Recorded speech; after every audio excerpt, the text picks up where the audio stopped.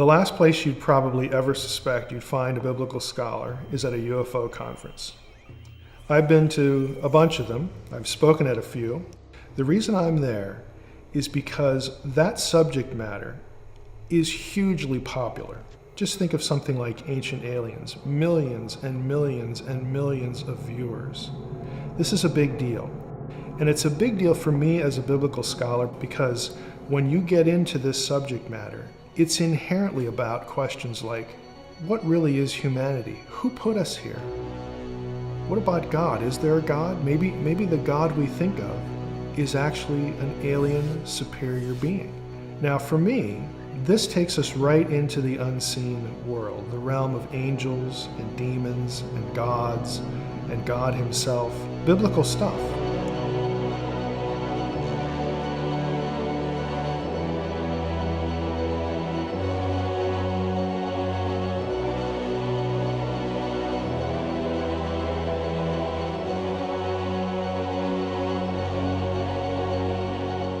I see a great intersection, a significant intersection between this kind of content and biblical theology.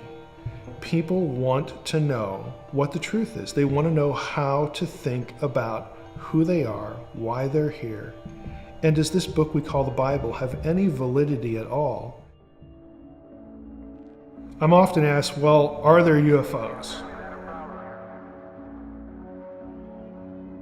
And when people typically ask that question, what they sort of mean up front is, do you believe that there are extraterrestrials flying craft around the sky? It's a sort of a simplistic way to approach things, though. Yes, there are lots and lots of UFO sightings that are legitimate. What does that mean, though? It means somebody's looking up in the sky and they see something that they can't identify. That's all it means. Now, even if they're a trained observer, like a pilot or a military person, someone who's used to seeing, aircraft, even they will see things that they cannot identify. They don't really know what that is. There are thousands of such reports every year in the United States. This is not an isolated sort of thing. So if that's what we're talking about, yeah, there are UFOs. The question is, again, how do we process what we've seen? There are experimental aircraft that very few people, even among trained pilots, would know what that thing is. Again, we have a long history of this in the United States. All that said, though, there are some that just defy categorization. There's something about the object, either in terms of the way it changes shape, or you have instances where one will explode, for lack of a better term, come apart and then reassemble. Things like this that just don't seem to fit any of the other templates. So there are anomalies.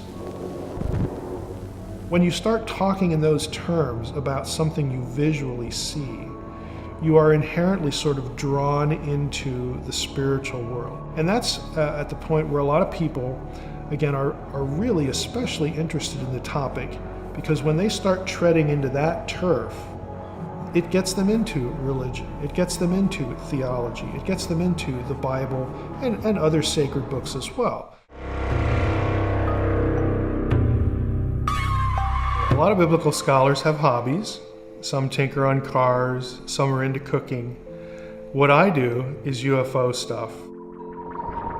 There are a lot of people who are interested in this subject, or they've had some experience, or they know someone that they trust who's had some sort of experience. And oftentimes, in the Christian context, they get written off pretty quickly. The pastor, maybe you need counseling, maybe you need therapy, maybe we need to cast a demon out of you, or something like that. Now, I have found in my exposure to both Christians and non-Christians in this little world that they are primed to have really significant, life-changing theological discussions. I've met pastors, in fact, at UFO conferences who are really making an effort to try to process this and keep their faith. I know one church in particular in Puerto Rico where almost the entire congregation claims to have been abducted by aliens. Now that is really off the beaten path. But they're Christians, and they're serious, and they don't want to dump their faith, but they want some answers. And I get in trouble for saying this, but I'll say it here as well. I have had better theological discussions at UFO conferences than I have had in church. If this is true, how do we think about the Bible? How do we think about the content of our faith?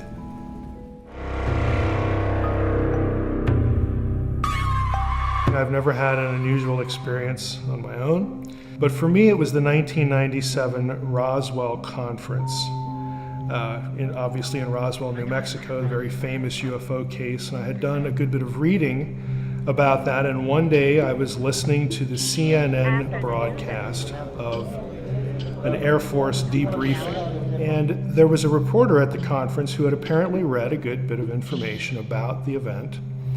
And he asked the Air Force colonel, a guy named Colonel Haynes, about something in the report.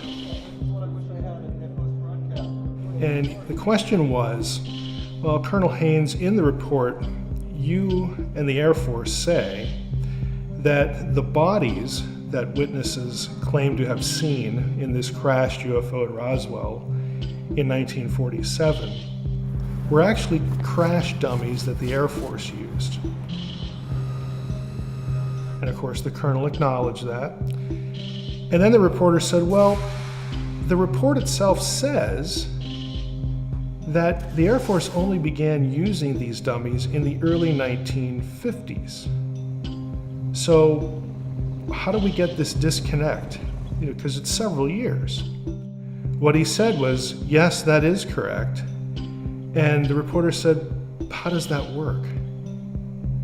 And the colonel actually said, we believe that the witnesses to the Roswell event, we think, have undergone time compression. And when I heard that, I thought exactly what the reporter said, what's that? What is time compression? And the colonel answered, well, we think that the witnesses are retelling a story that actually happened in the 50s, but they're remembering it as happening in 1947. Now we're sitting at Roswell, if I'm the reporter, I'm listening to an event, a conference about an event. This is an anniversary event, in fact, the 50th anniversary of the event. And everybody can do the math. There were not just 2 or 3 witnesses to the Roswell event. There were hundreds of primary witnesses, people in those people's families, again, who heard about the story. It was printed in the Roswell Daily Record, July 2nd, 1947. It got picked up by newspapers in 1947, the same week, across the country. But somehow this guy's saying, no, it was really in the 50s. And as soon as I heard that, I thought, somebody somewhere in the military, in the government, in this sort of need-to-know world, somebody somewhere wants this myth to live. Because that's all that this press conference is doing. It's feeding into the mythology of a government cover-up, and the cover story is aliens. Because the answer that the colonel gave was so ridiculous and so easily falsified that I couldn't believe what I was hearing. And so that sort of took me from a casual reader, somebody with a sustained but casual interest, into a person that thought, I need to do some research here, because there's something about this case, there's something about this subject, there's more than meets the eye here. Somebody wants this myth to live, and I wanted to know why.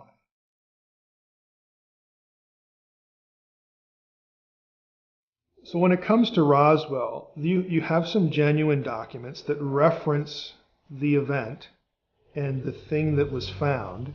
And what you find is that it was not an extraterrestrial object, but it wasn't what the Air Force says it was either. So that's interesting on a number of levels. On the one hand, it affirms the event because, hey, we're at the CNN press conference in 1997 and we can all do math. All right, it goes back to the 40s, not the early 50s.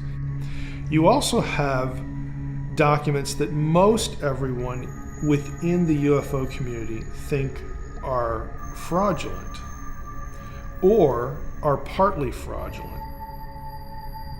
Those are called the majestic documents. Now, there are a handful of UFO researchers that take them seriously. Most of them don't because of the way they came out. It was literally microfilm showing up in a journalist's mailbox. And here you have a whole slew of documents. And it happened more than once. So the majestic documents really, again, are kind of shady, but what's interesting about them is they actually mix and blend exotic technology that we know about from World War II and the early Cold War era that was well in advance of what we were using in World War II and what was rumored to sort of be possessed or at least have people working on in Nazi Germany at the time. There was a process that was being worked on in Nazi Germany toward the end of the war to produce weapons-grade nuclear material without a reactor. It was a photochemical process. And that was sort of considered quasi-mythical, but documentation has come out that, yeah, they knew how to do this. And there are parts of that process that show up in the majestic documents.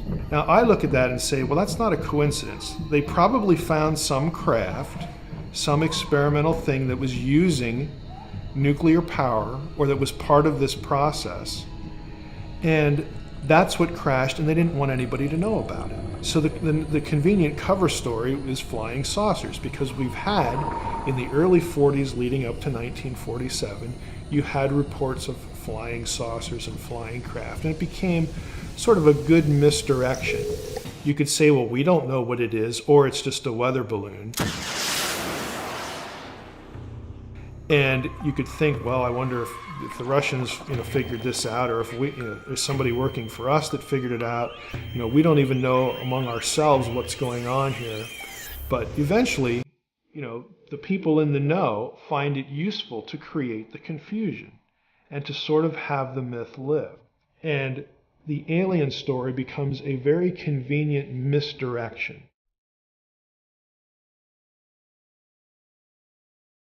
My view, and this is the view that I take in the facade, is that Roswell was an Operation Paperclip screw-up. This was a program begun by our government during World War II. We knew we were going to win the war. The question became, what do we do with some of the people who are sort of at the forefront of technologies we're interested in, like the V-2 rocket? President Truman at the time did not want anyone from Nazi Germany or Japan who was involved in war crimes brought into our country, even if it was for an ostensibly good purpose. Let's tap their brains and get their technological knowledge. There were people, though, who disagreed with him. And so what they did, along the chain of vetting people, was if they got a really interesting candidate that they knew would be rejected because of a connection to like the death camps or something like that, they would put a paper clip on that person's file. And that was a signal to the next person down the line to pull that file, give that guy a new history, clean up his record, and then pass it on. Now, we got over 700 Nazi scientists into the country working for us in this project. Some of the most famous, Wernher von Braun, who became #2 at NASA, really responsible for a lot of our rocketry, a lot of our space program, and he also became Walt Disney's spokesperson for the Disney's World of Tomorrow. I remember seeing von Braun on TV. He was a Nazi. But again, nobody really knew the exact details of his history because they'd been deflected, erased, or manipulated. What I think happened is we got a number of these people over, especially the ones who sort of knew about exotic craft, flight, modifications, how to build different craft.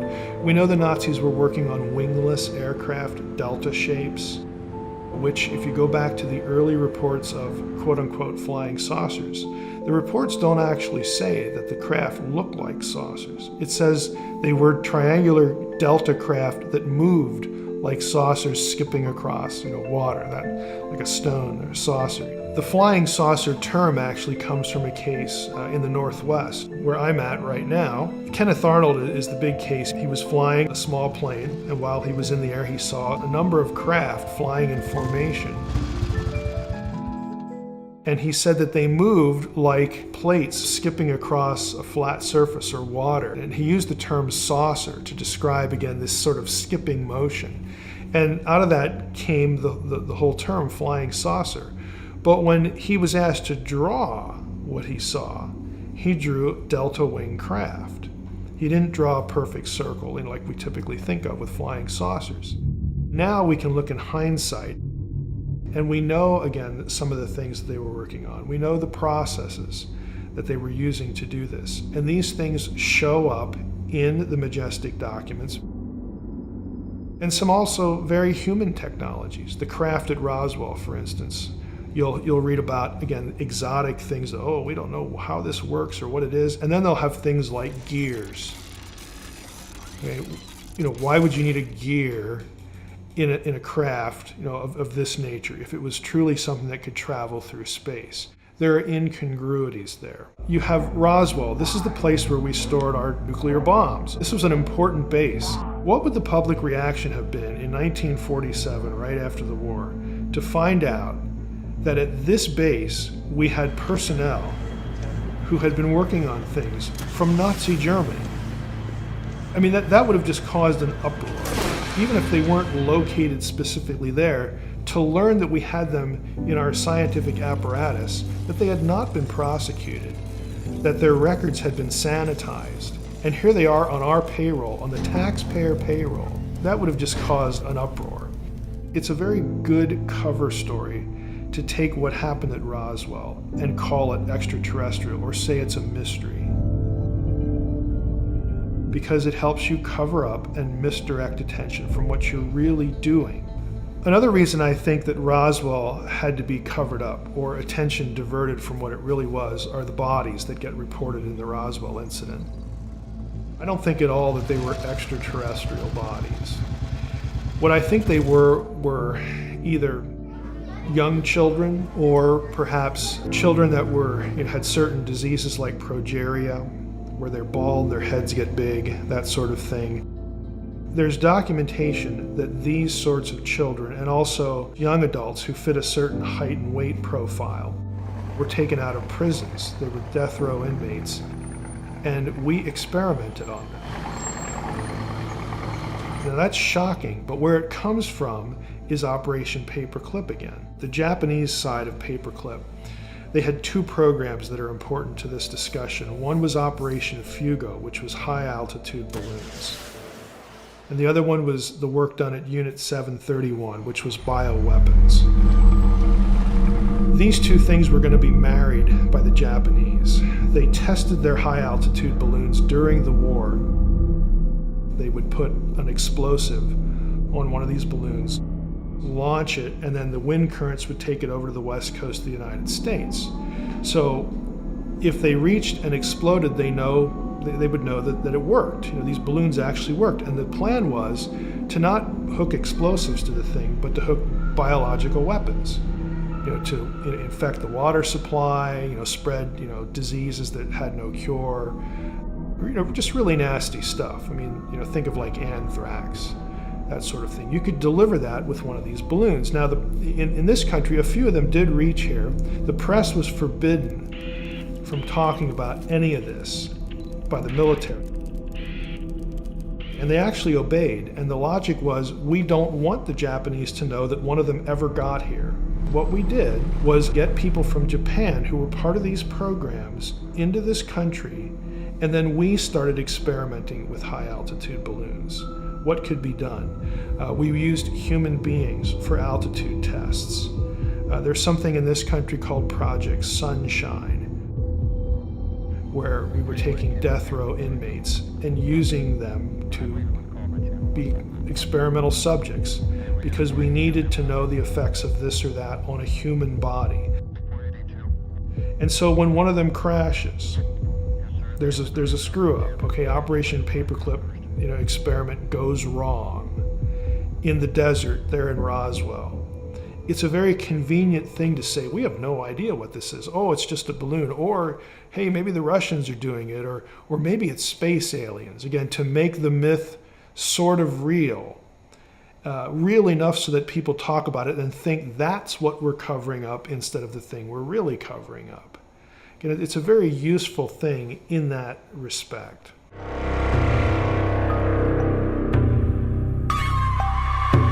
One of the things that you'll run into if you spend any serious time reading about UFOs is something that ufologists call the contactee movement or contactee literature.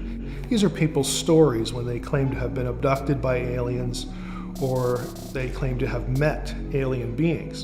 And what's interesting to me as a theologian, as a biblical scholar, is the messaging. There are a number of people in the field. They would attribute it to very human causes and brainwashing techniques. Okay? People abused in various ways and various reasons and given screen memories, something to remember in place of this. Again, this is a very weird, vast field that has deep roots in some very esoteric subjects that sound like they can't be real, okay, like mind control, MK Ultra. To me, it's not a coincidence that the same people who are in the paperwork at the congressional hearing on MK Ultra in the 70s, their names show up in alien abduction narratives. This was a program that grew out of CIA and a few other government agency efforts to produce drugs for different purposes. It really began in the pursuit of a truth serum, believe it or not. In the 50s, there was a lot of effort put into, can we come up with a drug that forces people to tell the truth?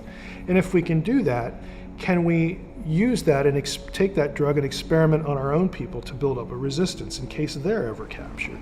Well, part of that research, people discovered that when you traumatize an individual, the natural coping mechanism of the brain will dissociate. And we all experience dissociation in our own lives in very minor ways. You're driving down the road, it's a fairly long trip, you get to your destination, you can't quite remember how you got there, but you know you're there. Okay, your mind went somewhere else. Well, the people in this program discovered that you could deliberately do this to people and have part of their mind essentially split off. And then it was ready for programming. You could give it instructions. This used to be called multiple personality disorder. It could either be done deliberately in a lab, or it's what the brain did when the person was like ritually abused or repeatedly abused, all sorts of different contexts. The government decided to explore this area of research, and one of the programs that did that was known as MK Ultra. If you've ever seen the movie Conspiracy Theory with Mel Gibson, he is an MK Ultra victim in the movie. Manchurian Candidate. That is classic MK Ultra mind manipulation, mind transformation, and programming. It's a big theme in a lot of movies. And it was discovered to be in existence and explored by Congress in the 70s. Most of the evidence for it was destroyed prior to the church hearings. That's what the hearings were called, but someone found 18 or 20 boxes that they had missed, and that's why we know about it. There are some very key names that show up in that literature, that set of hearings, and alien abduction research or events. And I don't think that's a coincidence. So when I look at the subject, I think it's wicked. I think it's evil. I think people are deliberately abused in half a dozen different contexts. And this is the outcome. John Mack at Harvard, he compared it to shamanistic experiences. And we might even think of something like the Stockholm Syndrome, when you begin to identify with your captors and you feel special. You're chosen. Even though this was awful, they did it for a good reason. And I'm now their messenger. And this is where you get messaging. You have a message now to give to humankind about the world's destiny, about what we need to do to evolve. I think it's deeply sinister. I think some of it could actually be overtly demonic. In other words, the mechanism that produces this set of memories can be different. I personally have two friends who focus on abduction research. They've documented over 100 cases where they will either lead someone to Christ or train a person to make it a spiritual confrontation when whatever is happening to them happens, and they have been delivered from repeated abduction experiences. In other words, they stop. If that's successful, to me that says there's some inherent spiritual element to this particular thing within this big umbrella world we call UFO stuff. But since it's inherently spiritual and it's evil and it's wicked, a lot of UFO researchers are the enemies of the whole subject. They think it's contrived, or they think it's abusive. They don't think it has anything to do with aliens at all. I think ultimately, if this is the content of the messaging, it's so directed, again, in anti-Christian or subversion of Christian theology, that it's very easy for me to think of it in terms of a deception by, again, a superior intelligence, but not one that comes from another planet. We're talking about a sinister intelligence from the spiritual world, the kind of unseen realm that the Bible talks about. And we would use the word demons, demonic, for that sort of thing. It's actually much wider than that. Again, my specialty is the unseen realm, and that realm is a lot bigger than just angels and demons. But for the sake of talking about the messaging, it's really dark. It's no exaggeration to say that the messaging that people supposedly get from aliens is inherently anti-Christian. And what I mean by that is Jesus is nothing special. He's a human that we selected to communicate to other people, or he's one of us. And it really doesn't do that to other religions. And that might sound like a unsubstantiated claim, but I can say it because I have read the contactee literature. If you've ever seen the movie Close Encounters of the Third Kind, one of the characters in that movie, the French ufologist, is modeled after someone real, Jacques Vallée, who's a very famous figure in UFO studies. He's a computer science PhD, that was his real vocation. But Vallée, who is not a Christian, was one of the earliest people to say and to write for this audience that there is something spiritually sinister about this alien contact messaging. So it's not just me. There are non-believers, non-Christians who have noticed the same thing. There was actually a big conference in 1992 held at MIT, yes, that MIT, on alien abductions. And part of it was because there was a famous professor at Harvard, one of the psychology department, he was a psychiatrist himself, who was heavily into alien abduction research. His name was John Mack. He's no longer living. At that event, and it was held over a few days, there were a number of scholars who decided to tackle this subject. You can buy the papers, they were all published, and one of them was on what are the similarities between abduction narratives and satanic ritual abuse. Good topic. For people that are unfamiliar with that term, we are actually talking about ritual activity, worship, so to speak, in a Luciferian context that involves sexual abuse and other kinds of abuse. There are touch points between what people say that happened to them in these rituals or what the goal of an abduction experience was supposedly. There are lots of parallels, and we're not talking 3 or 4. I've actually counted them. There are over 20. The metal tables, the types of wounds that people suffer. They're probed in all sorts of awful places. Messaging about we're doing this so that you can birth a hybrid child. Now, the kinds of things you would hear in a satanic ritual abuse situation or any sort of deliberate trauma episode that sort of linked itself to Lucifer or Satan would be, for instance, with children, where children are being sexually abused and the perpetrator might pass themselves off, even in costume, as Jesus, for instance. And so the whole notion is to get the child convinced that God hates them, or that Lucifer is the real God and Jesus is their enemy. With adults, again, it takes on a different sort of flavor, although the messaging can be sort of the same. It can be a little more sophisticated. For instance, messaging that would be consistent with you're special, you're chosen. But there's sometimes this spin put on it that even though this is suffering, it's the shamanistic sort of approach, that this event will help tune you in more to the realities of the spiritual world, and that will prep you to take a message that people need to hear. Now, in terms of alien abduction narrative, this is very common. You'll often have women, for instance, who are convinced that they are carrying, as a result of their abduction experience, a child that is essentially a hybrid that might either be termed the Antichrist, or there will be things or ways it's talked about that sort of would remind a Christian of how the Antichrist is described, or sort of beast imagery from the book of Revelation, that sort of thing. But it's cast in a positive spin. In other words, this child is sort of a divine, human interface or hybrid that is going to be here not to do bad things, but to help humanity realize what it could become. You might wonder what connection this sort of thing has to satanic ritual abuse.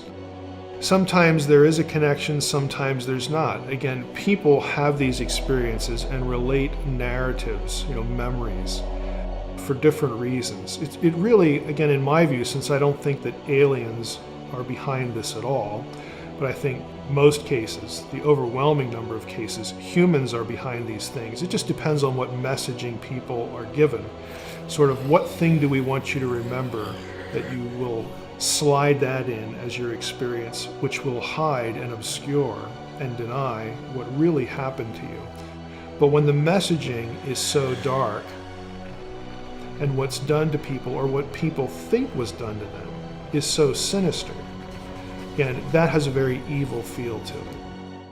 I do leave the door open, though, to something that I would call direct demonization, where people have an experience where there is some sort of spiritual event, something done to them by a spiritual being, and then this is the way they process it, or the way they could process it. In my mind, the ones that stand out as sort of pretty well, probably, obviously, getting into that territory, demonic in nature, are the ones that really sort of have a reaction to a person who is taught or remembers to sort of interject Jesus into the conversation.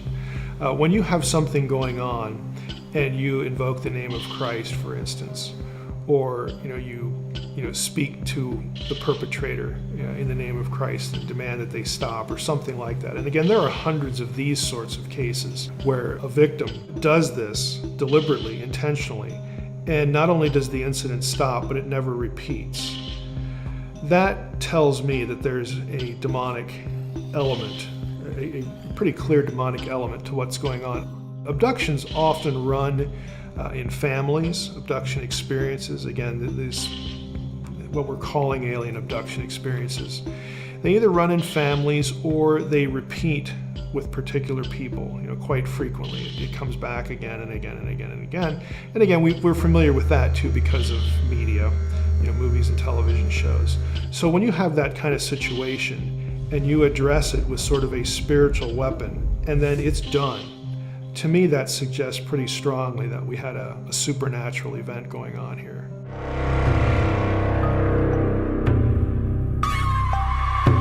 In terms of specific examples as far as contactee messaging that I would view as sinister, something that is spiritual darkness, lurking in the background. In the history of ufology, there have been a couple of very famous contactee episodes. One of them involved a guy named George Adamski. Adamski became very famous in the 50s, and thereafter for supposedly being contacted by an alien presence, visiting Venus and all these different planets, having this or that vision. I call them visions, but he would actually say he went to these places with his alien friends. And his messaging was really nothing more than warmed over Gnosticism, that the aliens were telling him, every human has the light of God, or the light of the supernatural realm in them, and they just need to remember sort of who they are. They need to be enlightened. Very typical Gnostic messaging about the salvation of humanity being from within and recognizing their own divinity. Gnosticism was an ancient, and still is, belief system that was a strong competitor to the early church because it used biblical language, it used Jesus stuff as part of its presentation of what salvation meant and what the nature of the world was. But the short version of Gnosticism is that there's the true God in most remote history, and he took of himself to create other eons. These eons were entities, and one of these eons transgressed the will of the supreme deity, the true God, as Gnostics would like to say. But one of these eons transgressed and decided, well, I want to create a being sort of like me, like my maker did. And that being, Sophia, creates a being that is evil and sinister, and that is the being that creates humankind. That is the God of the Bible. He's a bad guy in Gnosticism. And the good guy in the Gnostic story is the serpent, because the serpent is the one who comes to humans and says, hey, you people don't really realize what's going on here. Did God really say, did your maker really say, again, the bad guy, this or that? And so the serpent is viewed as trying to enlighten humans to the nature of who they are. There's a little spark of divinity in them because of where they came from. And it's a very old system. It's very self-oriented in terms of salvation. Salvation is not about taking care of a sin problem. It's about becoming personally enlightened to your own divinity. And you can see this kind of messaging in a number of contactee episodes in the history of UFO studies.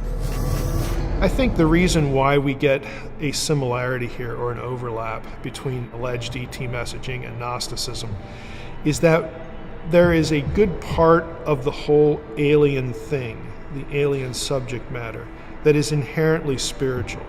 Again, this is a wide, far-ranging kind of subject, and at least part of it is really about, apparently, spiritual messaging. And who's going to be interested in spiritual messaging except spiritual beings? Okay, so you have competitors to God who have their own kind of message to direct humanity away from the truth.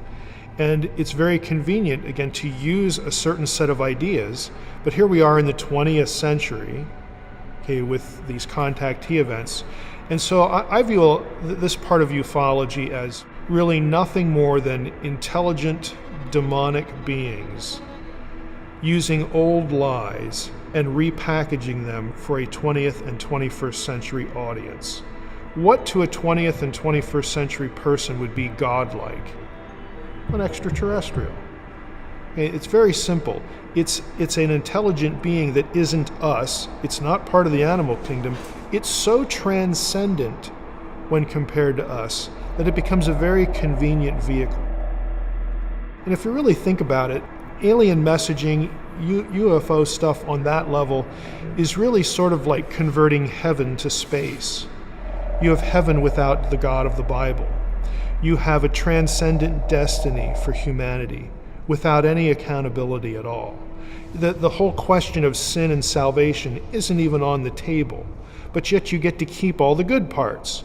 Oh, we have this great destiny. Oh, we're going to become godlike. Oh, the deity is interested in us and loves us and has a message for us and picks some of us to convey this message and make us special. You have all of that repackaged in this sort of technological society garb as aliens. The second sort of famous episode is that of Billy Meier. This actually happened in Switzerland, but it's gotten a lot of traffic in the wider UFO community and over here as well, because Meier was the guy whose pictures, again, alleged pictures of alien craft, wound up on the cover of National Enquirer and other things like that. And they looked really spectacular. It's kind of a case of, that looks too good to be true. Meier was supposedly contacted by a female alien, of who, of course, was good looking. And her name was Semjaza, S-E-M-J-A-S-E. That is strikingly close to the Shemyaza with a Y, or the Shemchaza of First Enoch, who is a demon. Okay, in fact, one of the lead figures in the Genesis 6, the Watchers episode. And so, again, if you have the biblical background, you look at the story of this and you think, that really can't be a coincidence. I mean, that you would have this, either he made it all up and he picked a really bad name. That's going to telegraph, again, sort of a demonic messaging. It's easy to read the narrative of Genesis 6 when you have this sort of thing in your head as being kind of an ancient incident of the same sort of thing. And there are these touch points, especially, again, with sort of the outcomes. Enoch's retelling of that story, instead of saying sons of God, he will often use the term watcher. Now that word does find its way into the Bible itself in Daniel. It occurs 3 or 4 times in Daniel chapter 4. It just refers to watchful ones, or possibly those who don't sleep. There are good ones and then there are rebellious ones. Good ones are in Daniel 4. A watcher and a holy one comes down and tells Nebuchadnezzar, hey, you're going to go crazy for a while. And we actually find out in that chapter that this punishment on you for your pride is, quote, by the decree of the watchers, plural, in verse 13. Now, a few verses later, it's also referred to as the decree of the Most High. So it's not like you got a bunch of angelic beings running around saying, hey, let's just go down and tell Nebuchadnezzar that's going to happen to him, and we get to call the shots. We have to look at Genesis 6 pretty carefully. It's very easy to read that passage against this backdrop. And I think if there is sort of a common denominator, it is the idea of quote-unquote gods or spiritual beings raising up maybe a population or a people group, a group of elites might be the best way to say it, that will somehow be the great civilizers. And in the alien abduction narrative case, you have, again, chosen individuals to bring alien human hybrids into the world. And that's going to be the thing, the catalyst that takes humanity from where it is now to its ultimate destiny of transcending being human, being something more than human. And in Meier's case, and in Adamski as well, there would be additional claims of Jesus was one of us. And you bring Jesus into the conversation and, oh, he was one of them. Well, that explains the Bible, doesn't it? That explains why Jesus could do all this amazing stuff.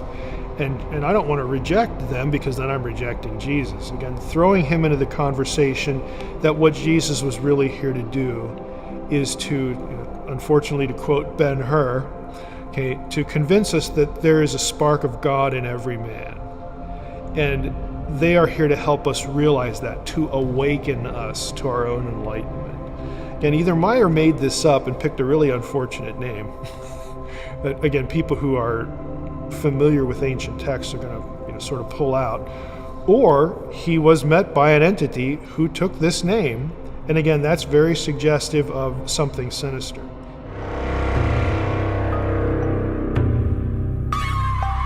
So what about stories that we hear about ancient aliens? Did ancient aliens really put us here? Are they really our creators? Did they give us the technology that we have either now or in antiquity? Are they really the masters of civilization? Does the Bible or any other ancient text really describe extraterrestrials? Does it really describe beings that lived on and came from other planets using technology to get here? Or is there something else going on? I think, as bizarre as it sounds, Ancient Aliens as a show, and shows like it, it's not the only one, have a huge, vast reach into the pop culture. Millions and millions and millions of people have seen not only just one episode, but actually follow the series. And it's really truth by anomaly. And the Bible gets drawn into that because it's an ancient book. It's not the only one. But if I can step in there and say, look, the people who are telling you these things or giving you these ideas, giving you these theories about human origins, they're lying to you. Zecharia Sitchin, who's no longer living, he's deceased a few years ago, claimed to be an ancient languages expert. He was presented by his publisher and his publicist as a scholar of ancient languages. I don't believe that Zecharia Sitchin could read or translate any ancient language. It was disappointing at first because I thought he might be a kindred spirit. He was not.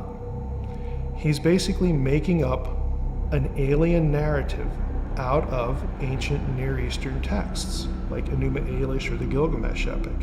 And his claim to fame, his original book is called The 12th Planet, where he describes his belief, based upon his alleged translation work, that the Sumerian tablets describe a civilization of extraterrestrials known as the Anunnaki, who came to Earth from a planet called Nibiru and created human beings and or genetically modify an existing ape-like creature to create humans out of that thing. This is his narrative, and he has convinced millions of people this is the true history of life on this planet. Now, the reason that's demonstrably wrong is you can actually go look up online the term Anunnaki in all of the Mesopotamian texts that Sitchin cites. You will find that there isn't a single tablet that has the Anunnaki on Nibiru. You will find that Nibiru is actually described as Jupiter or Mercury or just a star, but no planet, again, out in the outer reaches of the solar system where Sitchin puts it. You'll never find the Anunnaki riding in a craft anywhere. You won't find all of the core ideas, or any of the core ideas, that Sitchin has for his mythology. So it's not very difficult to show that he's wrong. I've gone on a number of radio shows and basically just put it this way. How easy would it be to show that Mike is wrong? All you need to do is produce one line of one tablet that has one of these specific claims that Sitchin makes in that source, and Mike would have to go away.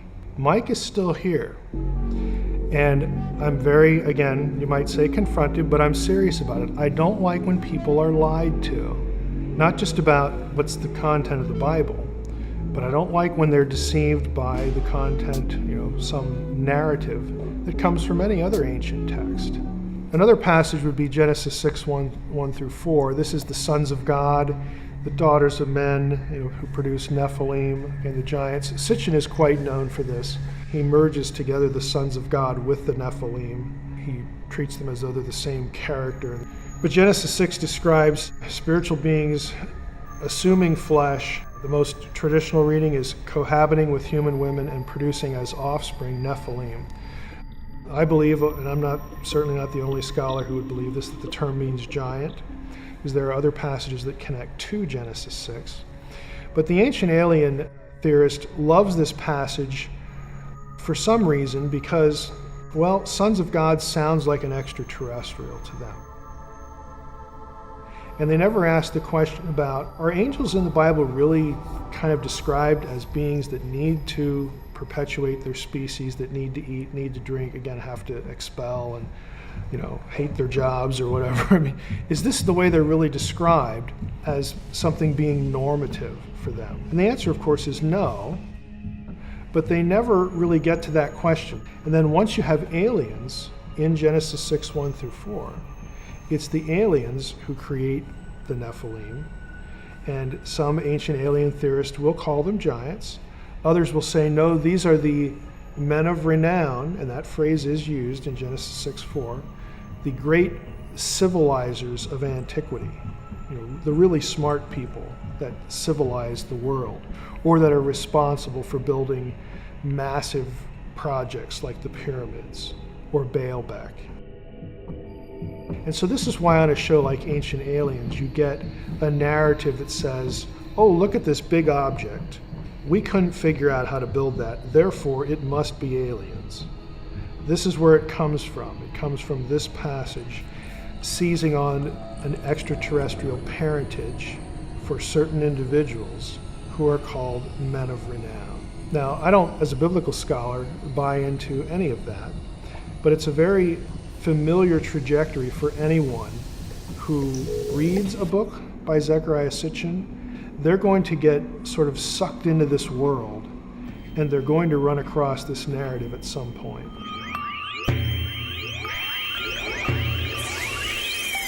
I was invited to speak at the Bay Area UFO Conference, and I was invited to speak about ancient astronauts. I'm an ancient studies scholar, I'm a biblical scholar. This is great. He was on Coast to Coast, and that was a wonderful interview. Let's have this guy come out and do this. I wasn't vetted at all. In other words, they thought they were getting a believer. I am not, again, an ancient alien believer. So I went to the conference, and I basically did a lecture on Zecharia Sitchin. And I went to this conference and basically tore his work apart. There's really no other way to say it. And I tried to be nice about it, but I wanted to be firm about it as well, just dissecting where his errors were. I was asked to leave the conference. I didn't get paid. That was okay, though. I've never been invited back, nor did I expect to ever be invited back. But the great thing about the event was my second session, which happened before the one that got me in trouble, was a lecture on could Christianity accommodate a genuine extraterrestrial reality? When you take that topic, you have to get into things like, well, would Jesus have to die on other planets? How would aliens be atoned for? And so it was well worth the visit, and it was worth getting tossed out of the place to do it.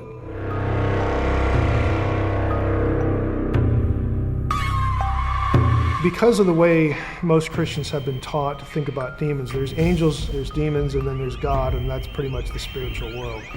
It creates some confusion when you listen to some of the things I've been saying.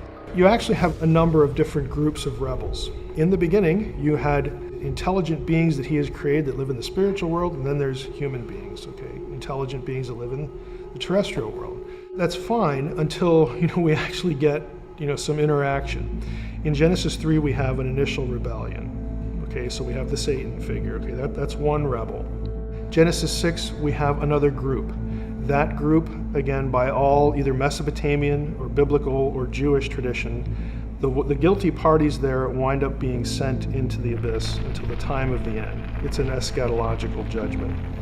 So that's a second group. A third group we get from the Babel incident, Deuteronomy 32, 8, and 9, when God divides up the nations and assigns them to other sons of God, and then they become corrupt. God abandons the nations at Babel, and he says, Israel's going to be my portion now. Jacob is going to be my inheritance. And so he calls Abraham, and he makes for himself a new nation, Israel. This is why in the rest of the Old Testament, it's Yahweh against the gods of the nations and Israel against those nations. The sons of God that are assigned to the other nations, this is the Old Testament explanation for why those nations got their own pantheons. We read in Psalm 82 that they have become corrupt. At some point in their history, they fail. They don't rule the nations the way God wants them ruled. Now those guys aren't bound. They're not in prison. The Genesis 6 ones are. What about demons? Just using that word demon. If you asked a first century Jew, hey, where do demons come from? They would have an immediate answer. If you ask a Christian now, they would say, I don't know because the Bible doesn't tell me. It's actually not the case. A Jew would say, well, sure, we know where demons come from. They're the disembodied spirits of dead Nephilim. And that sounds very bizarre to our ear. That's not what you hear in church. It's not what you hear in seminary either. But there are hints of it in the Old Testament. Isaiah 14, Isaiah 26, Job 26, verse 5. These are three passages that have Rephaim in the realm of the dead, what we think of as hell.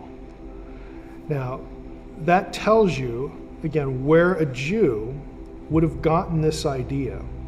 So since they were part supernatural being and part earthly being, when you killed one, and this was an act of rebellion, again, their creation in the first place, their soul, as it were, which is not a human soul, again, in biblical thinking, it goes to hell. This is where they're punished. They incur the punishment that their fathers incurred, that gets sent to the pit.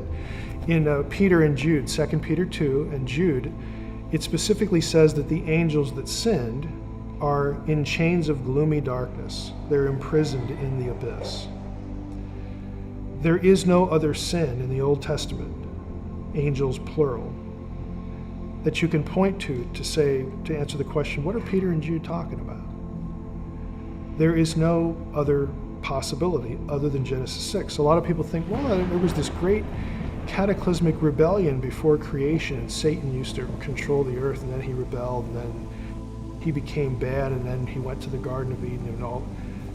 This whole idea about a satanic rebellion before Adam and Eve, you will never find that in any verse in the Bible.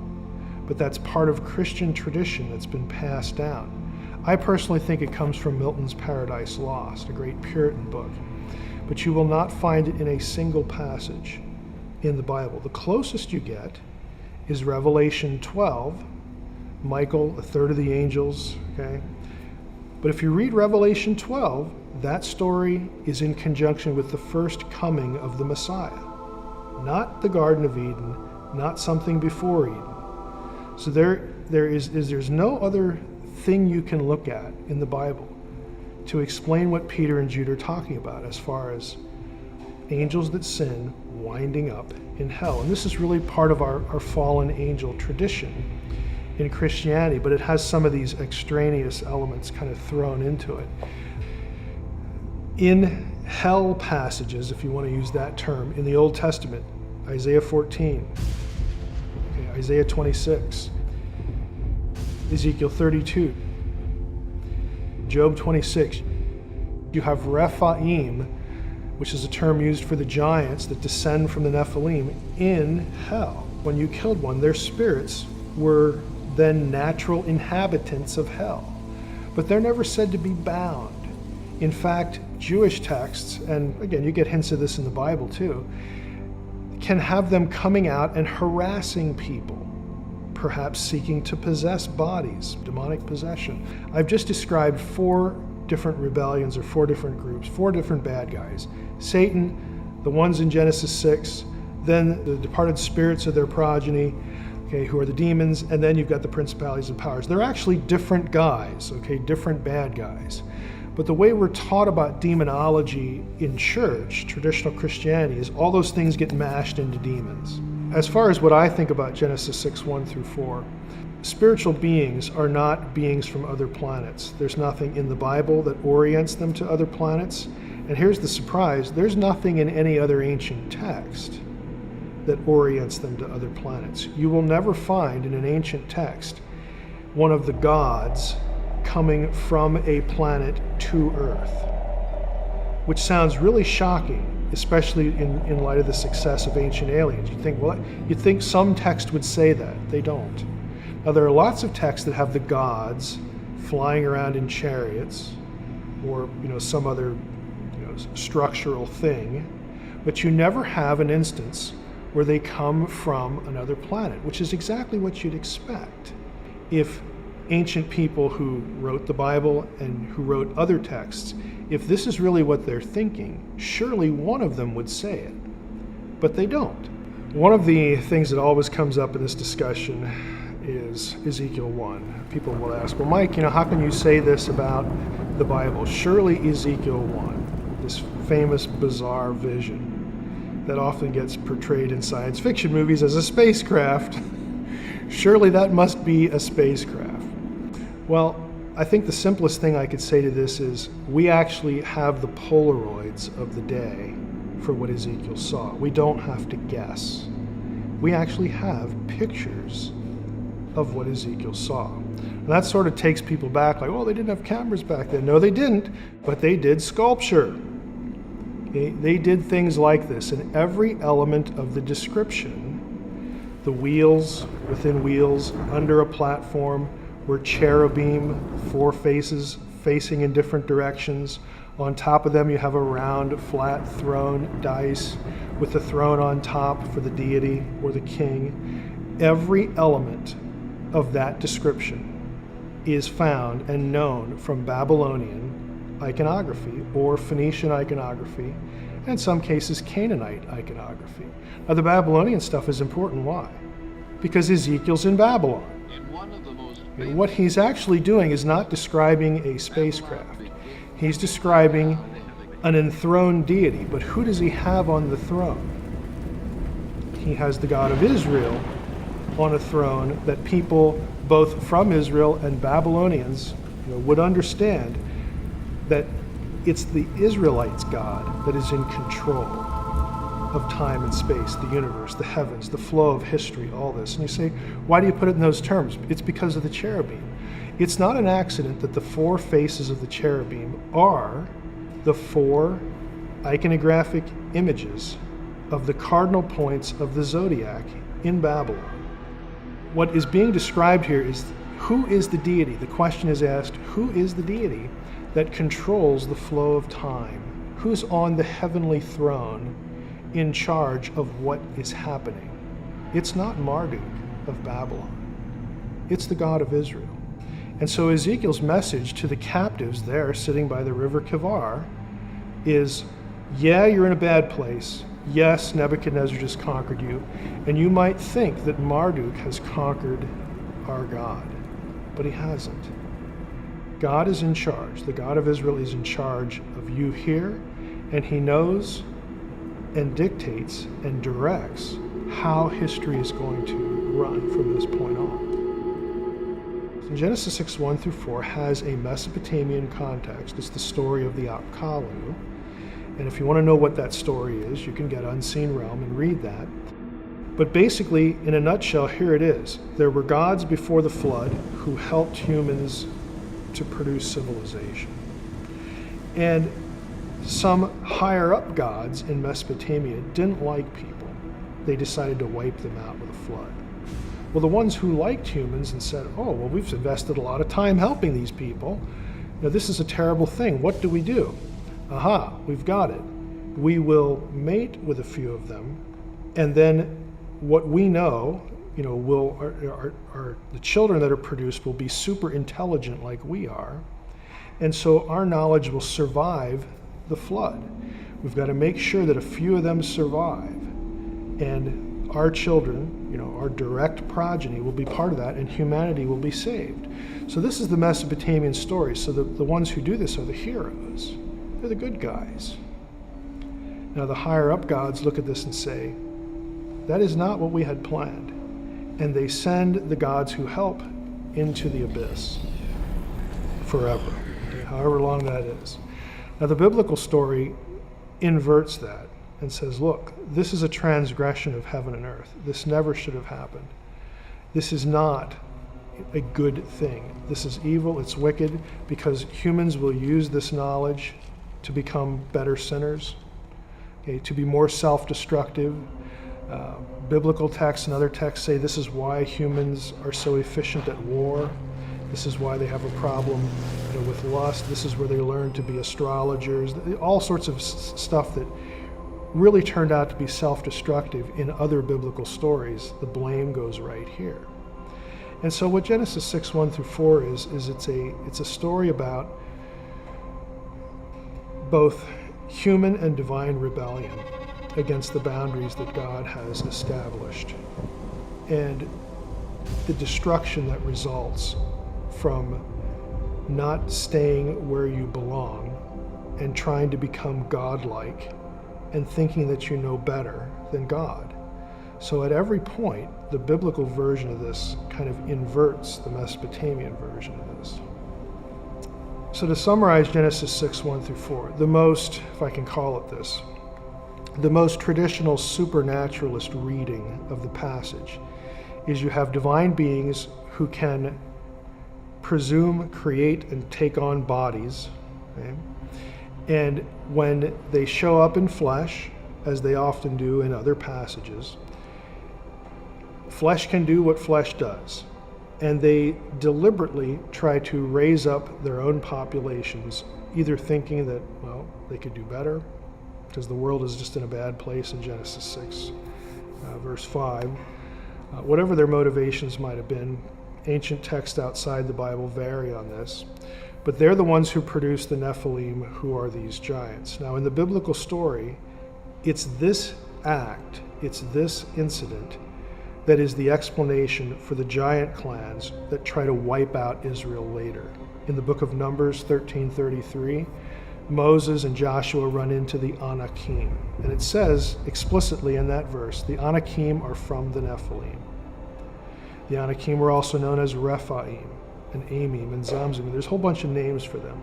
In other texts, we find that when you killed one of these, their disembodied spirit is a resident of hell. Okay, so you have a demonic connection to them that is traceable all the way back to this incident. One of the reasons why a lot of Christians are troubled by the idea of whether there could really be aliens or not, either in the past or in the present, is that, well, the Bible doesn't describe them, the Bible doesn't mention them, and so that becomes an argument against the idea, so that if they showed up, ooh, that troubles us, there goes our Bible out the window, because the Bible never said anything about that.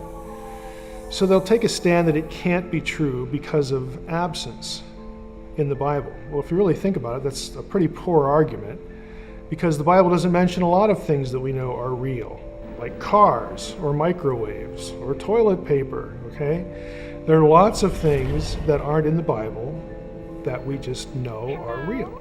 Another one is the image of God. If there are really aliens out there, then humanity is no longer unique. Now, when I put things that way, you can already tell that people are sort of predisposed to understanding human uniqueness and the image of God in a very particular way. They'll equate it with intelligence. To make the image of God any particular quality is a mistake, because not all human beings at all stages of their development, either pre-birth or in old age, have certain qualities that have historically been identified with the image in their fullness, or even equally. We'll notice in Genesis 1:26 that we have the wording there, let us create humankind in our image. In the very next verse, it switches to singular. So God created humankind in his image. Why do we have plurals mixed with singulars? Well, the reason is because God is speaking to people, beings, probably a better word, that are already there, individuals, intelligent beings. They're the sons of God from Job 38, that were there present at the foundation of the world. He announces his intention, let's create humankind. But when he actually does, only God is the creator. All the verbs are singular, all the pronouns are singular. Only God is the creator. So the plural language is important because he's referring to the members of the spiritual world, the heavenly host. He's bringing them into the conversation about imaging. Let us create humankind in or as our image. The plural's there because somehow God and us and them are connected in some way. And the way we're connected is we image him here, they image him in their world. We have the same creator, and we represent the same being, the same God, the same creator. But only God himself created either of us and the members of the spiritual world. And if you take that perspective, when you say, well, what if there is ET? So what? So what if we have intelligent alien life? That is not what imaging is. If there are extraterrestrials, they're not even in the equation. They're not even in the picture in Genesis 1. They would be created beings in biblical thinking, but they're not imagers. They're not members of the heavenly host. They're not humans. They are just intelligent beings that exist somewhere else that God happened to make. God doesn't have to tell us everything he does, everything he did or will do. And we're back to the whole, it's not in the Bible, so it can't be real kind of argument, which again is flawed. The Bible is not a record of everything that God has ever done or will do. But this is the kind of thinking that goes into it. But once you take, again, it's not in the Bible off the table, once you take, oh, they're intelligent, so that ruins the image idea off the table, then the whole idea of having intelligent aliens becomes a little less theologically threatening. My view, personally, again, if we take off the table the nuts and bolts kind of discussions about, hey, could there be aliens or not, the academic discourse. If we take that off the table and we talk about the spiritual messaging elements, I think what's going on is we have intelligent beings, intelligent, non-human, divine, spiritual beings, whatever you want to call them, trying to control the language of spirituality. A lot of this sort of messaging and discussion really results in, for many people, and again, I think this is the goal of intelligent evil in this regard, redefining things like God. What does that word even mean? Who are we? What does it mean to be human? How did we get here? Who put us here? And what is our destiny? How do we have a relationship with this God? Have we offended him? Is there such a thing as sin or not? But I think the intelligent evil wants to control and redefine the terminology. They want God redefined as a transcendent extraterrestrial. They want Jesus redefined as a messenger from the transcendent extraterrestrial, or an extraterrestrial himself. They want the need of humanity not equated with sin, a solution for sin, but to evolve to be a transcendent being like they are.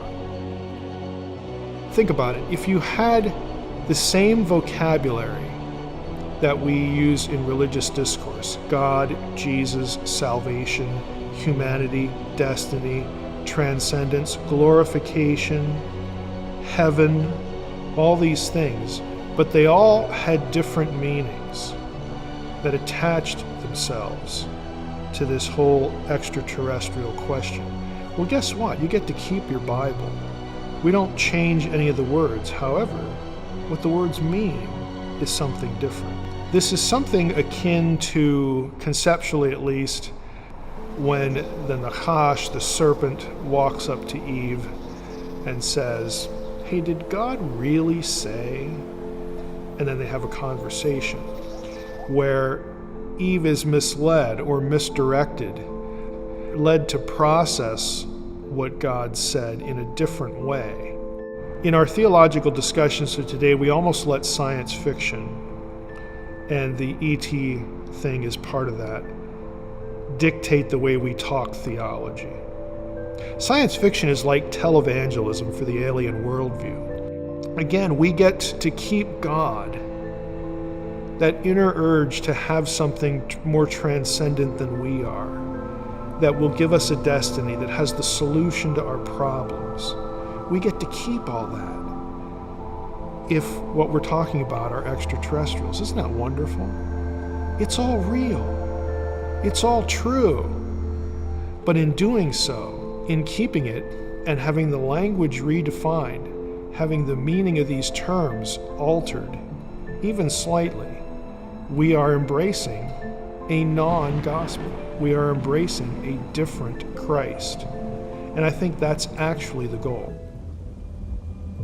So at the end of the day, we have a really strange mixture of biblical theology, the supernatural world, the unseen world, mixed in with all this UFO stuff, sightings, alleged alien contact and abductions.